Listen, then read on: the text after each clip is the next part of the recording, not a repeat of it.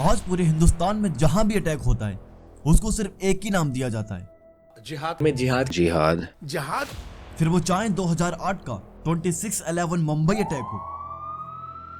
یا 2016 کا پٹھان کوٹ air base attack یا پھر 2019 کا پلوامہ اٹیک ہو یا 2025 کا پہلگام اٹیک، تو اگر ان چاروں اٹیک کو اکٹھا کیا جائے تو اس میں ٹوٹل 230 معصوم لوگوں کی جان گئی تھی، جس میں بچے بھی شامل تھے۔ تو اب ایک بہت بڑا سوال اٹھتا ہے،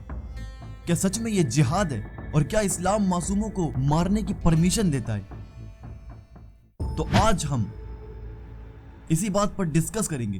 اور اس ٹاپک کو گہرائی سے جانیں گے کہ اسلام میں جہاد کب آیا اور جہاد کرنے کا حکم کیوں دیا گیا، اور اصل میں جہاد ہے کیا۔ 622 عیسوی تقریباً 1400 سال پہلے جب آپ صلی اللہ تعالیٰ علیہ وسلم مکہ سے مدینہ ہجرت کرنے لگے تو مکہ کے لوگوں نے آپ کا بہت دور تک پیچھا کیا اور آپ کو قتل کرنے کا پلان بھی بنایا، اور پورے مکہ میں یہ اعلان کر دیا کہ جو بھی شخص محمد کو گرفتار کر لائے گا اس کو 100 اونٹ دیے جائیں گے، جس کو ہم اس ویڈیو میں ایکسپلین کر چکے ہیں۔ لیکن اتنی سازشوں کے بعد بھی مکہ کے لوگ بری طرح سے ناکام ہوئے، اور کچھ ہی مہینوں کے سفر کے بعد آپ صلی اللہ تعالیٰ علیہ وسلم فائنلی مدینہ پہنچ گئے۔ اور یہاں پہنچ کے آپ نے ایک چیز نوٹس کی کہ یہاں پہ 2 الگ الگ گروپس ہیں، ایک یہودیوں کا اور ایک انصاریوں کا۔ لیکن آپ نے دیکھا کہ یہاں کے یہودی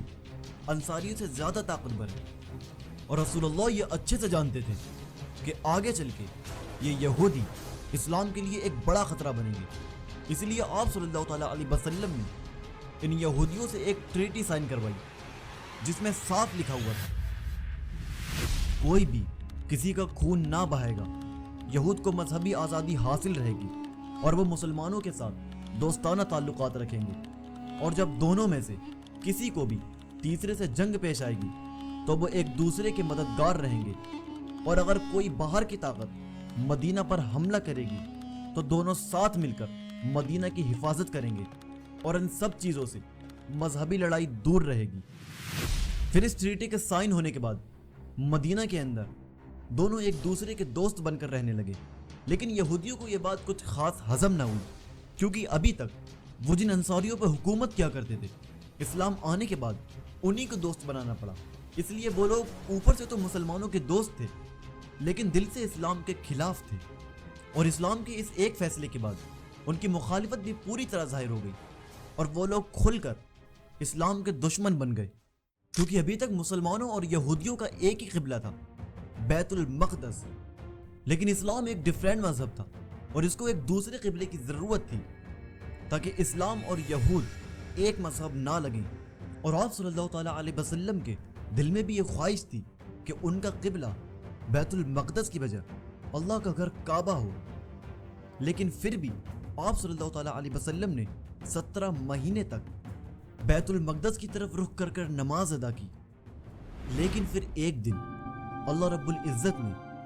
قرآن مجید میں ایک فرمان نازل کیا، اے پیغمبر صلی اللہ علیہ وآلہ وسلم، ہم تمہارا آسمان کی طرف منہ اٹھانا دیکھ رہے ہیں، سو ہم تم کو اسی قبلے کی طرف جس کو تم پسند کرتے ہو منہ کرنے کا حکم دیں گے، تو اپنا منہ مسجد حرام یعنی خانہ کعبہ کی طرف پھیر لو، اور تم لوگ جہاں ہوا کرو نماز پڑھنے کے وقت اسی مسجد کی طرف منہ کر لیا کرو۔ جب یہ حکم نازل ہوا اس وقت آپ صلی اللہ تعالیٰ علیہ وسلم مدینہ کی ایک مسجد میں ظہر کی نماز ادا کر رہے تھے، اتنے میں ہی حضرت جبرائیل علیہ السلام آپ کے پاس آئے اور یہ آیت لا کر دی، اور اسی وقت آپ صلی اللہ تعالیٰ علیہ وسلم نے اپنا رخ بیت المقدس کی طرف سے پھیر کر کعبۃ اللہ کی طرف کر لیا۔ جب اس بات کی خبر یہودیوں کے کانوں تک پہنچی کہ مسلمانوں نے اپنا قبلہ بدل لیا ہے تو ان لوگوں نے کھل کر مخالفت شروع کر دی اور مسلمانوں کے کھلے دشمن بن گئے، اور ادھر دوسری طرف قریش مکہ کے تمام قبیلوں کو مسلمانوں کے خلاف بھڑکا رہے تھے، یہاں تک کہ انہوں نے مدینہ میں عبداللہ کے پاس ایک لیٹر بھیجا جس میں صاف لکھا ہوا تھا کہ تم نے ہمارے آدمی کو اپنے یہاں پناہ دی ہے، ہم اللہ کی قسم کھا کر کہتے ہیں یا تو تم اسے قتل کر دو یا اپنے یہاں سے نکال دو،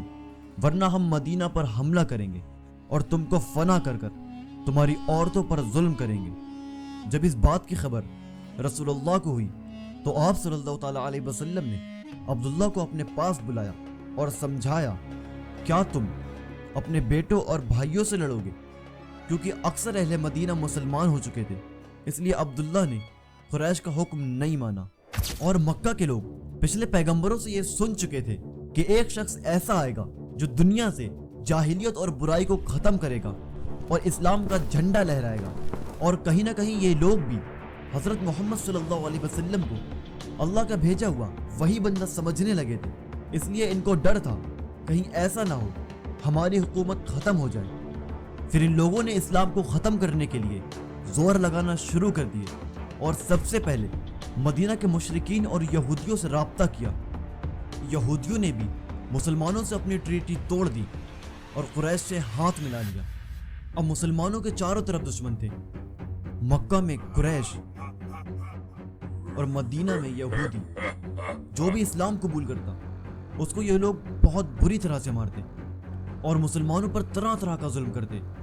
اور جب کوئی بھی زخمی ہو کر رسول اللہ کے پاس آتا تو آپ صلی اللہ تعالیٰ علیہ وسلم اس کو صبر کرنے کو بولتے اور تسلی دیتے، کیونکہ ابھی تک جہاد کا حکم نازل نہیں ہوا تھا۔ لیکن دوسری طرف کفار و مشرکین کی ہمت بڑھتی جا رہی تھی۔ جب نوجوان مسلمان ان کے ظلموں کو دیکھتے تو آپ صلی اللہ تعالیٰ علیہ وسلم کے پاس آتے اور جنگ کرنے کی اجازت مانگتے، لیکن آپ صلی اللہ تعالیٰ علیہ وسلم ہر بار یہی فرماتے کہ مجھے جہاد کرنے کا حکم نہیں ملا ہے۔ حالانکہ اب مسلمان ایسی پوزیشن میں تھے کہ وہ لوگ مشرکین کا مقابلہ کر سکتے تھے، لیکن ان لوگوں نے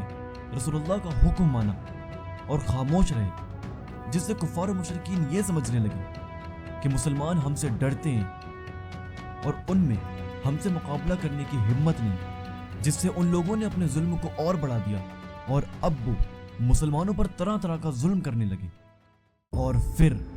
جب پانی سر سے اوپر ہو گیا، مسلمانوں کی پراپرٹیز کو چھینا جانے لگا، مسجد الحرام میں نماز پڑھنے سے روک دیا گیا، مسلمانوں کے کاروبار بھی ختم کر دیے گئے، تب جا کے اللہ رب العزت نے قرآن میں ایک آیت نازل کی، جن مسلمانوں سے خواہ مخواہ لڑائی کی جاتی ہے ان کو اجازت ہے کہ وہ بھی لڑیں، کیونکہ ان پر ظلم ہو رہا ہے اور اللہ ان کی مدد کرے گا، وہ یقیناً ان کی مدد پر قادر ہے۔ یہ وہ لوگ ہیں کہ اپنے گھروں سے ناحق نکال دیے گئے، انہوں نے کچھ قصور نہیں کیا، ہاں یہ کہتے ہیں کہ ہمارا پروردگار اللہ ہے۔ اور اس طرح کی ہم نے بہت سی آیتوں کا اسٹڈی کیا،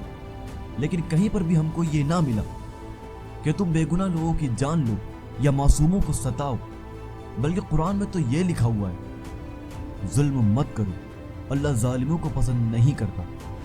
اللہ انصاف کا حکم دیتا ہے اور ظلم سے روکتا ہے، بدلے کا حق ہے لیکن معافی اور صلح بہتر ہے، اللہ ظالموں کو پسند نہیں کرتا۔ اسی لیے ان تمام باتوں کو مد نظر رکھتے ہوئے ہم اس بات پر پہنچتے ہیں، آج پوری دنیا میں جہاں کہیں بھی اٹیک ہوتا ہے ان سب سے اسلام کا کوئی تعلق نہیں ہے، بلکہ اسلام ان سب کے خلاف ہے۔ قرآن تو یہ کہتا ہے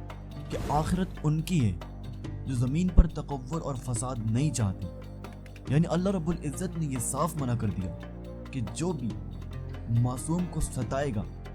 یا بے گناہ لوگوں کو مارے گا ان کے لیے جنت نہیں ہے۔ سبسکرائب